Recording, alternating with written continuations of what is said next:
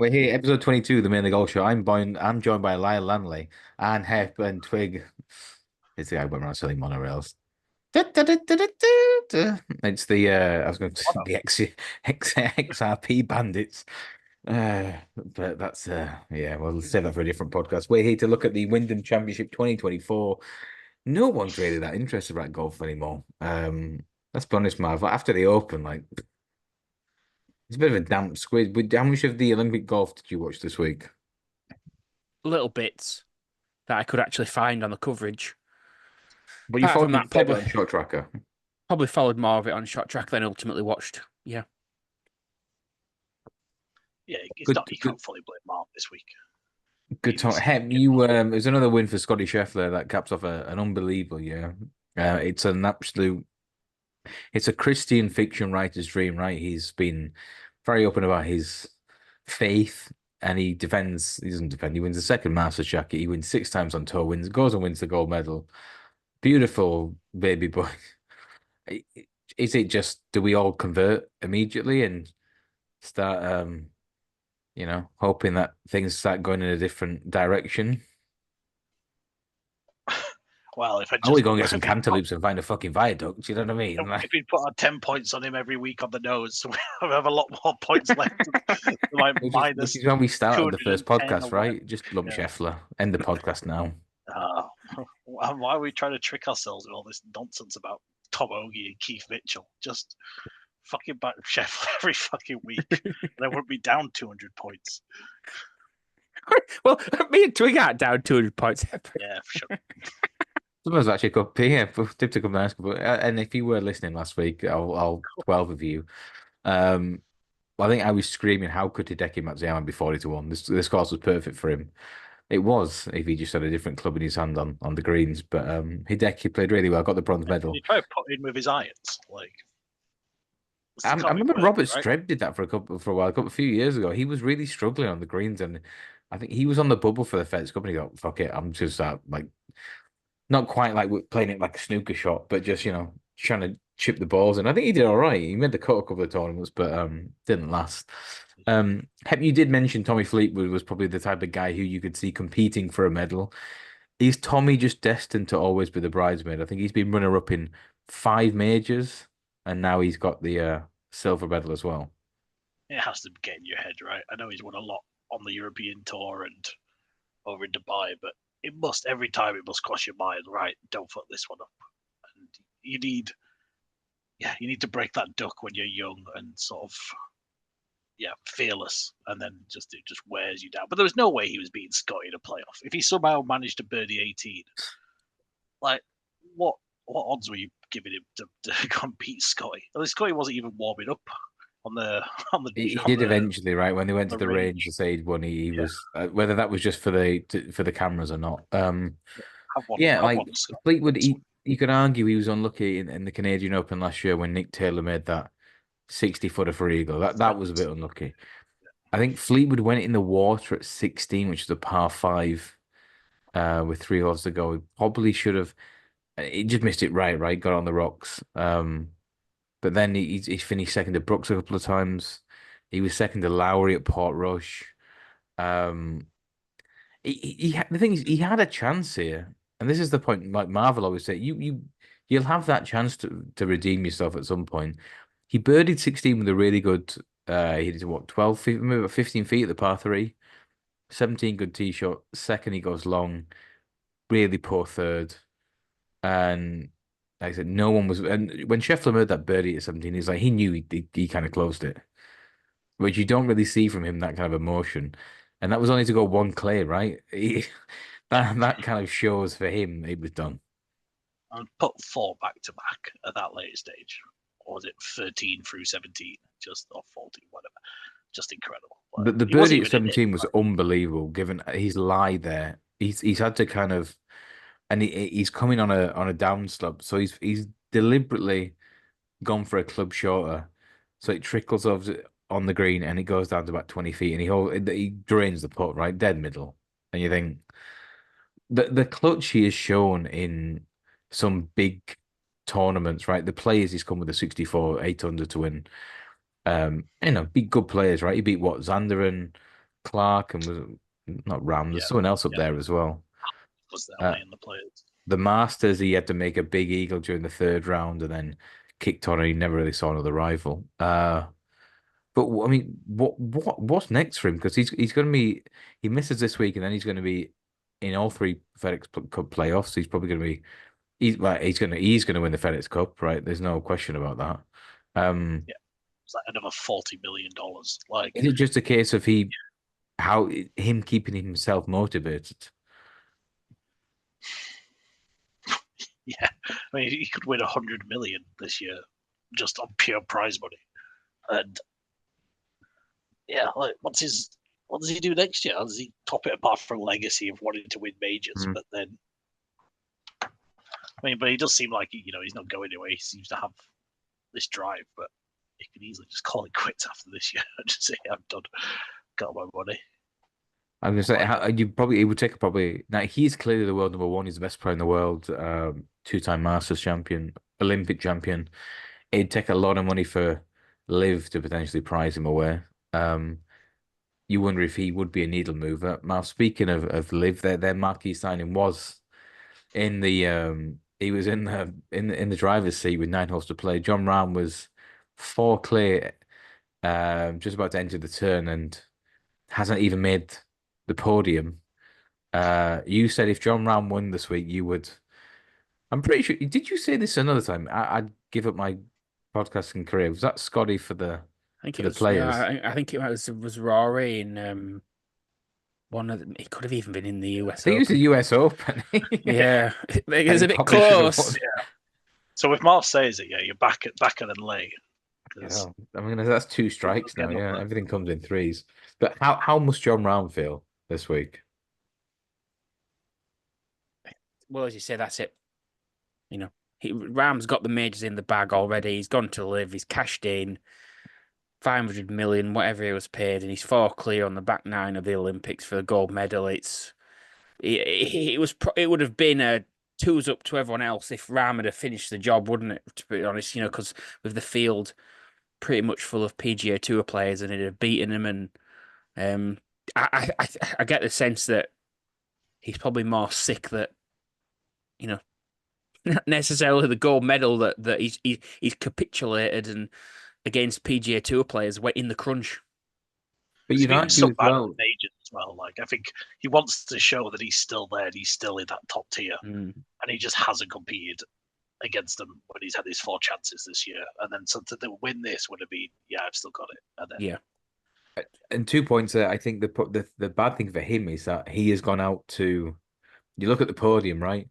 Scotty, Tommy, and Hideki, all three are like married, quite quiet blokes, all dads.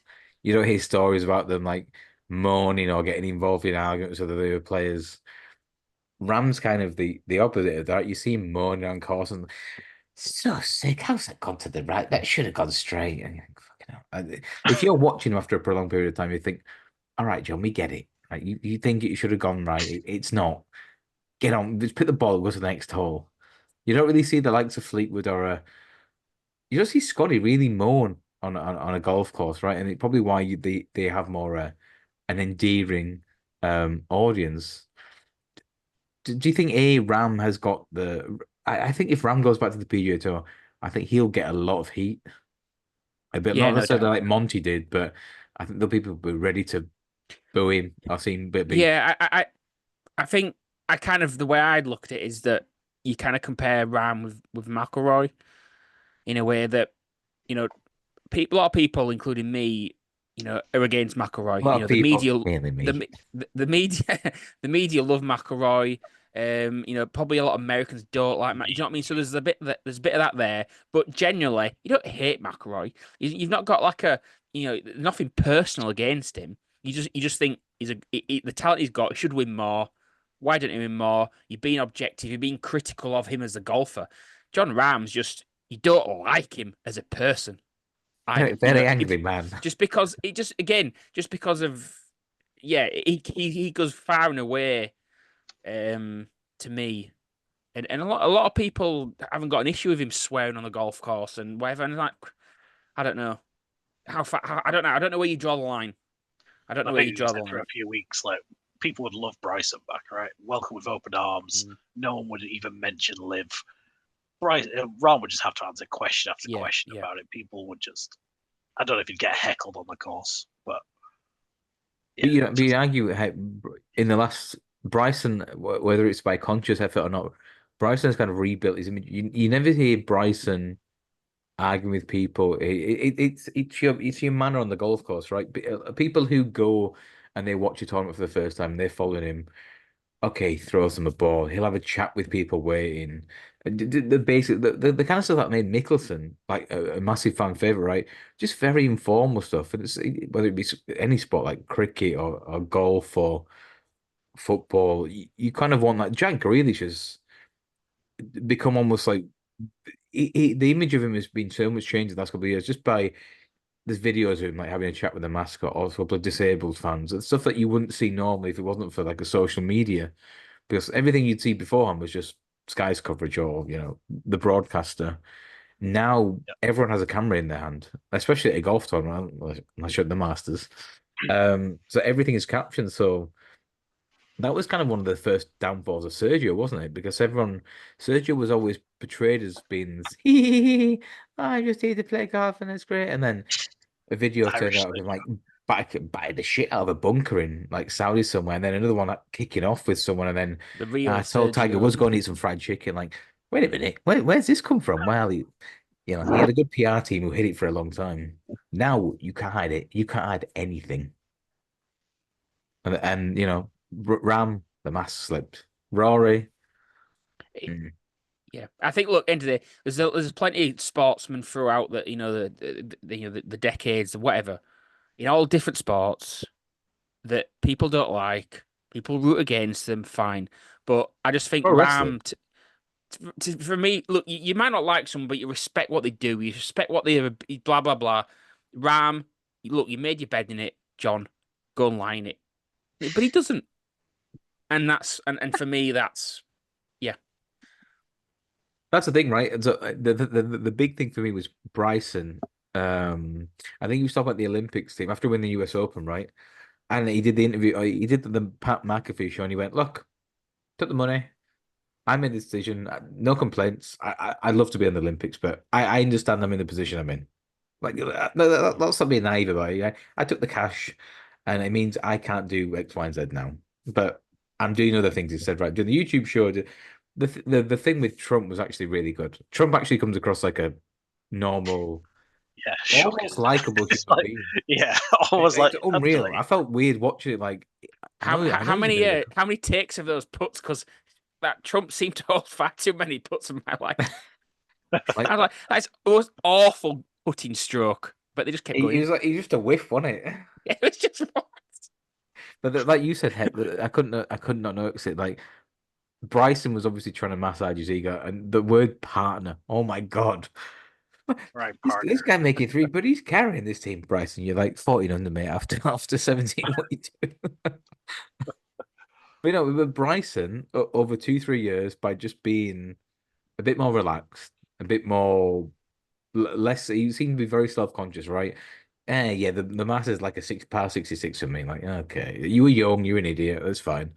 Ram still hasn't done that full growing up maturity. And you say with Rory, I think I was looking ahead, but Kenny Kim had a couple of pops at Rory, something Rory said a couple of weeks ago. And you look at the replies, a lot of Americans really don't like Rory. They think he's smug, they think he's entitled, they think he's a bottler, and he doesn't have that kind of charisma that you can have being like Americans love winners. Rory's not won a major in 10 years. So their mentality, he's a loser. And they don't like losers. Basically, summarize it like that. He's a loser, bottle job. Don't like him. Yeah, and that little position he had as the head of the PGA players during the Live breakup, and it just seems a bit like a head boy little nerd, doesn't he, at the top of the table, which Tom Reeve. shout out. Look, there's some people you kind of thought might listen. Can't believe Jack Pierce listen to this or to listen. Like, fucking hell. What a throwback. Is that one American listener, is it? We do all right in America, actually. Luxembourg, not so much. But yeah, Oh, head boy, nerdy, think, oh, I just want to get in with the top brass. Like, calm down, Rory. But the thing is, you can't. He still has that strut and that swagger. You can't have that swagger if you're not winning big tournaments. It's like, it's Marv in racing terms, it's like Aidan O'Brien having this horse going, best we've ever had. Aidan, he's just got beat in another group too. Yeah, Uh, but look, honestly, yeah, he's so good. He's just got so much class about just him. got just got absolutely tailed off in the Guineas. Anyway, moving on. Um, the one thing, an interesting concept I just thought of that if Liv never came on the scene, everyone's still on PGA Tour. Would Americans kind of like Ram because, No. as you said, like would they prefer Ram over McIlroy if Liv never existed because Ram has that about him, confidence, etc.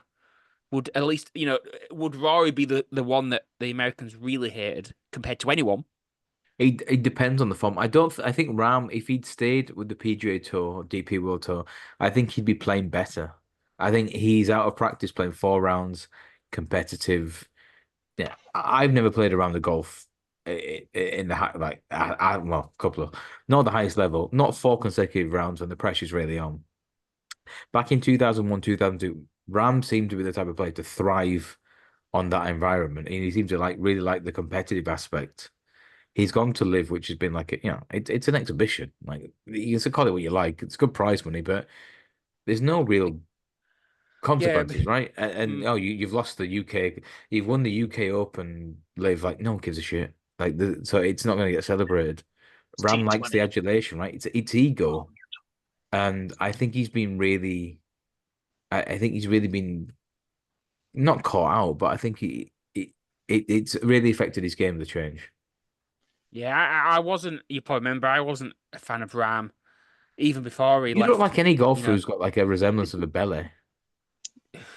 uh, well, Professional he's a athletes, you know what I mean? Go get yourself in the gym. he, I'm he's a buzzing. big Get lad. out of the car and walk to the car. He's a big lad. I just remember the I can't remember, was it what 2 years, 3 years ago, the FedEx Cup. There was an event. Was it FedEx Cup? And it was Ram, and it was him and somebody else basically It was Pat down to Cantley, the and I wire. had my bollocks on Ram, and And it was, Cantley kept I want. making these unbelievable I 10, don't 12 know. footers. Ram was I'm thinking of the one disgusted. where Ram kept hauling putts, and Ram went and beat whoever at the end. Oh, and then what was I that can't. one? I was on Ram for like, And I kept thinking, and in that tournament, Ram was very much. If the putt didn't go in, he was so sick. It's unbelievable. Does the cup, does the whole not know who I am? And I didn't like him back then. why does he sound like Michael Pell? Why has this guy not accepted my bid for a house? Do they know what the fuck I am? I'm the Ram. I'm the fucking Ram. God, fucking touch it, and then they'll see if they take the offer.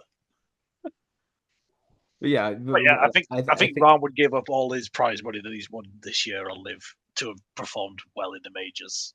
oh, 100%, yeah. Like, obviously, he's not giving back his appearance fees, but he'd give back his 16 million in team prizes or whatever to have won a major. Yeah. And then the fact is that I think it makes it worse the fact that the majors have actually been won by good players. If it's like 100 to 1 shots winning major, you think, oh, it's a fluke. Xander, flawless last round, right, to win the Open. Scottie was brilliant to win the Masters. Bryson was brilliant in the US Open. He's up and down at 18. And then Xander having real clutch to win the PGA. Likewise, another big up and down at 18. Big players making big plays to win big tournaments. And Ramsey going and winning a live golf and don't even know what it's called, right? I know he won the live golf event in the UK. I don't know the name of it. Don't know who he beat. And for him, I think it's been a bit of like a self-awareness correction. Like, yeah, I shouldn't be here. And he immediately said, "Yeah, I'm gonna start and change things. We need to be playing 4 rounds. I don't like the shotgun start." And they've gone, "You've got your money. You just do what you're fucking told." Like, oh, right, well, fair enough then. I don't know why it This year sounds in like the McGuinn. majors, it was T45 at the Masters, cut at the PGA, withdrew from the US Open, and then T7 for the Open, which I don't think he was ever really in contention. But Well, you backed him, didn't you? oh yeah, I did, didn't I? in running. If they're really in That'll contention, you that'll be message it why. halfway through the last round going, he's going. Here we go, Oh, yeah, Rambo. yeah. Got no memory for this stuff, man. As soon as the weekends, it's just gone. Yeah, fuck me trying to remember. Have I did I reinvest? But I was just looking at the live schedule as well. So they play next week, or well, they play on the 16th of August, and then they got a break till mid-September, and then they play twice. Do you think Rahm's going to be focused for any of those three events? Do you know it's so hard to predict. Like if we've always joked about betting on these events, just keep backing Bryson until he wins. Hep talk. Well, he doesn't. Yeah, No. I've not really bet too much on live myself. But that's what I mean. Nobody does. So you from a commercial aspect, who are you appealing to? Because I think the golf, like we're quite diehard golf fans, right? We know about the DP World Tour. No, this week it's a ladies' version of the Olympic golf. Okay, you're not appealing to them because it's only 3 rounds. It's a shotgun start, and they try to emulate the Formula One thing of you're for this constructors championship, obviously, and you're this team. But then you're not going to get the casuals in because they don't know. They still don't know the brand. They don't know the format. They don't know who's But playing if and you're going where. to want to go to a day of golf as well, you want to be there for the full day. You're not there going, "Oh, I wish I could only go to the golf for 3 hours." Like you're booking off an entire day to go and watch all like that, the shotgun start. You just miss so much. They built a product for TV, thinking they'd get picked up by big Yeah. stations, and they couldn't get a TV deal. So the product that they thought was perfect for the current climate, right? You think of the 100, you think of the Racing League, Marv. Everyone's trying to jump onto this kind of new, different format. The fact that they couldn't get any commercial deals done shows it's not fit for purpose. But the problem is they're not a real business where they're accountable in terms of a profit and loss. So how do you judge them from a performance wise? Because I said before, if you look at the amount of followers they've got, if you know the cumulative reach of all their players, they should be getting every one of them should plug the stream like the morning of the morning of a round or something. They don't force people to. It's so poorly run, and you The one, wonder have they just done this purely so they get a foot in the door to the PGA Tour and they can well, help I well, think so. co-run it? yeah, the PGA, maybe the PGA Tour at some point in years gone by has turned them down, and they've sort of thought, sod it, we'll just create something just to cause disruption because eventually you'll give in to us and you'll let us in.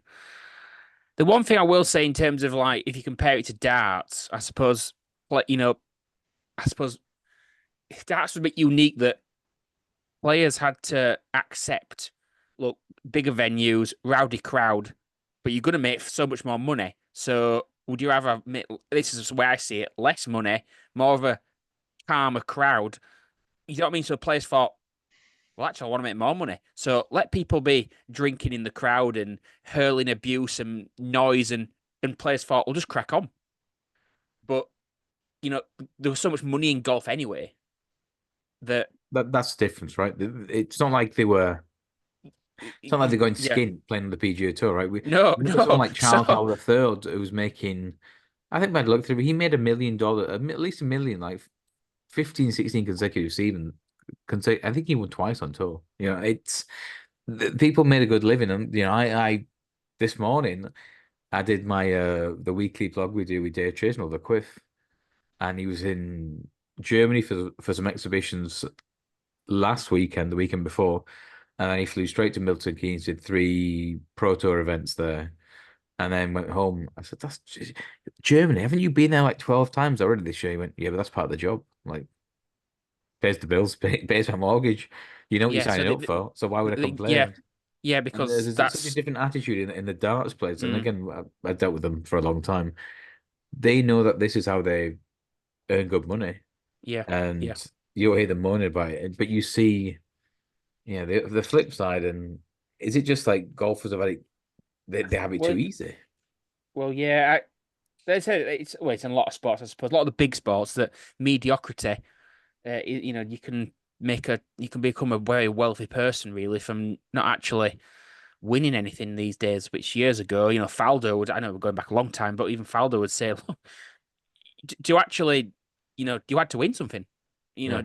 so I think in terms of the media and the coverage, I do wonder if a lot of Twitter accounts are trying to they're deliberately talking about Liv because they're just trying to, at the end of the day, they're just after a deal or a contract or something. And you know what I mean? You mentioned the Twitter account you're on about. Is he flushing it? Flushing it, I think, yeah. Is that the one? Live golf was so And great for the game. It's been so great for the game of golf. I think some reply going, how much they paying you? Just admit exactly. it. It's So fine. when you take that, so then you think, oh, actually, how many people are really engaged with live golf? You become a bit dubious, don't you? Like, then legitimately, is it all fabricated? Is it all, yeah? I know, like, again, this is like the magician's secrets, right? A lot, if a gaming company, for example, will have a new piece of content or a new promotion out, they will do deals with around 10 to 50 different micro influencers. So they'll promote it or they add it to their Insta story, they add it to their Twitter to try and create some kind of buzz. Nothing happens organic, well, apart from me, because, Max and Paddy's ghosted. And Only Fools and Horses did a great clip 2 days ago, actually. Have you seen the scene where Del Boy stops them rioting? And he's talking to the policeman, "You're right, Alan. I'll bring you Mo's VCR around tomorrow." He presses his car horn, doesn't he? And it makes that. And it's like Yeah. the only person that can stop riots in England right now. It's at about 20,000 likes. Brilliant. But it's very hard to get organic traffic or anything to go really viral on social. So you kind of have to get these third parties involvement, and that's why a lot of them, like podcasts or social influencer type things, have so much stroke within the sporting world now because they can drive traffic or they can help you form a narrative, which is even more vital. But we'll see. We'll see what happens with Liv. It's still only August. I certainly think for people, for golf followers who notice it, it's starting to stand out a lot to me because the Golf Digest, the Golf Today, those types of accounts. I'm sure there's many others that are true golfers, and obviously they have tens of thousands of subscribers to their. They don't have to push a live narrative because but there's certainly other people out there that are, yeah. The phrase Marv is looking for in the industry, we call it engagement bait.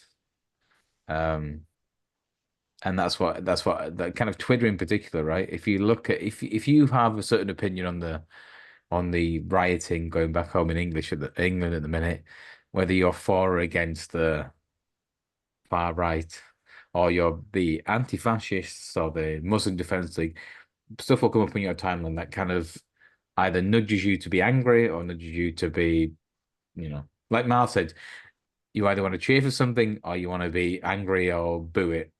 And the way the social algorithms work is, I think, it kind of prompts you to do either or. So yeah, I need to unfollow. it's called engagement farming. Yeah, I still need to unfollow it. Unfollow who? That Flushing It account. Just out of disgust. Yeah. Well, something we will be following this week is the Wyndham Championship. The PGA Tour returns to normality almost. It's in Sedgefield, which is Greensboro. Is this really Greensboro? North Carolina. Oh my God, it's Ric Flair country. It is Greensboro, North Carolina. Greensboro Coliseum where yeah, Flair main event at Starcade, 83, 84, 85. That is a really niche crossover reference that only nobody will understand in this podcast. Webb Nobody's Simpson. old enough to understand. Well, yes, true. Before we were born. Webb Simpson used to dominate this. He won it once. He was runner-up twice. He was always there. Is Webb playing? He must be playing this week. Yeah, Webb's playing. He's Webb Simpson. Is he on the board? 125, so he is on the board. But he's a past winner, so he doesn't need an exemption.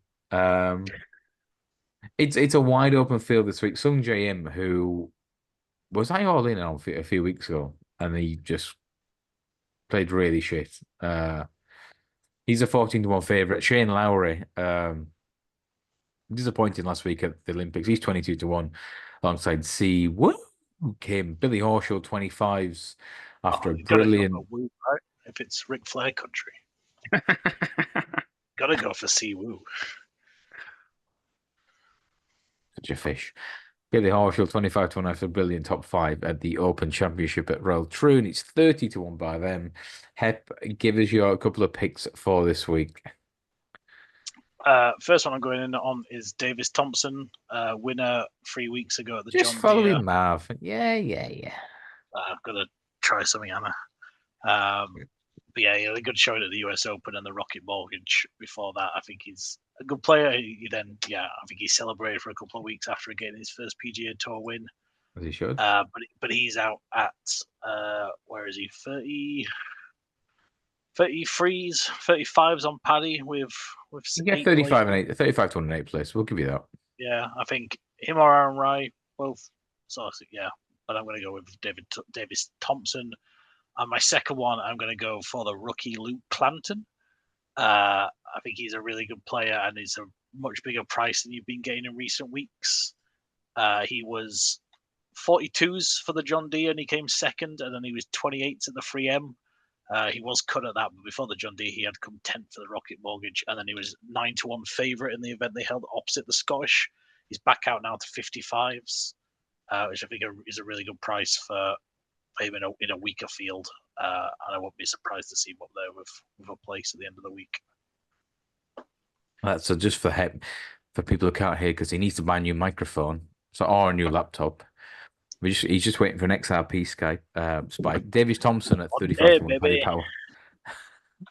XRP family. Well, no, XRP Army on Twitter. Army, yeah. Wankers. I've got right for them, I tell you. Luke Lantern 55 to. We'll give him 50-1 8 places for the very tall. I think he's a senior in high school, senior in college still. Marv, you said you spent 10 seconds researching this week, so I'll tell you what. Well, by all means, I'll let you go, because if you've got two already, I want to hear you try and pluck two out of thin air with your trusty pin. If you are listening to us on Spotify or iTunes, by the way, Marv's wearing some lovely pajamas. I've got a feeling that one of my selections is going to be yours. So if I name him, by all means, and you've already got him, you take him. I've kind of just looked and thought, who's outside the top 70 in the FedEx Cup rankings that needs to get inside that this week, to be able to play next week. And I would pick out Victor Perez after a decent week last week at the Olympics, which I half suspect you might have been going with him, Twig. I like Perez. I tipped him up for the Open, didn't I? He had a really poor week. So he's an option of me, but if you want him, you take him. And the other one is actually because I'd love Keith Mitchell to win an event when Heps has not tipped him. Let's go. And he's 79th in the FedEx Cup rankings. So at the moment, barring who you had already got, Twig, Perez and Mitchell, and I'll check the odds in a moment to confirm them if neither are yours. Pick your picks. No, I'm very happy you can have them both yourself, darling. Not for me. I think Perez. I think a lot of these players, they go on such adrenaline highs. Like Victor will have been so high after. I don't think he was never really in contention of making a medal, right? Just ran through on the Sunday. That run on the back nine. I think he played 5 holes in 6 under between about 12 and 16. And obviously that was before Ram collapsed, and I think Rory made a double and Xander made a double. So, but to play, finish 4th, great support for him. It's going to be such a come down to get a flight and go to North Carolina, where nobody will even recognize him, let alone be cheering him on. It's like, right. But he's in good form. He should play well. But I think Billy Hall. You might have to change my selection now, Twig. You've convinced me. Otherwise, what a good salesman! Almost as good as you with your monorails. Anyway, Billy Horschel 25-1. I was on Billy for the Open, wasn't I? His scrambling was brilliant, and then his approach game really struggled in the 4th round when people were making a lot of birdies. I think he made 2 bogeys in the first 6 holes, but this part of the country is where he does generally very well. He's a big Florida Gator fan. It's just down from the Carolinas. It's a poor field. Billy is a top class player. 25 to 1 in 8 places. We'll have, well, I think we're gonna have at least 3 points each way. Yeah, we'll go 3 points each way, and we'll stick another. I do like Kurt Kadeyama. But I think he has struggled lately. He's just outside the 70th. He's 74th. Yeah, and I don't know whether that's a good thing or a bad thing because Yeah, he's true. not. When the one time he won, did he? I think he won the Arnold Palmer 2 years ago when he was a huge price and he made a miracle birdie at I think 16 or 17. Scheffler should have won that tournament and just didn't hold the putt the last like 6 holes, and Kurt managed to scramble in a win by one. Cam Davis is still in brilliant form. He won last 6 weeks ago. I think when I tipped him up at 70 to 1. He's still playing really well. This field is probably worse in the depth. I don't like anyone in the top bar horses. I don't like anyone in the top 10.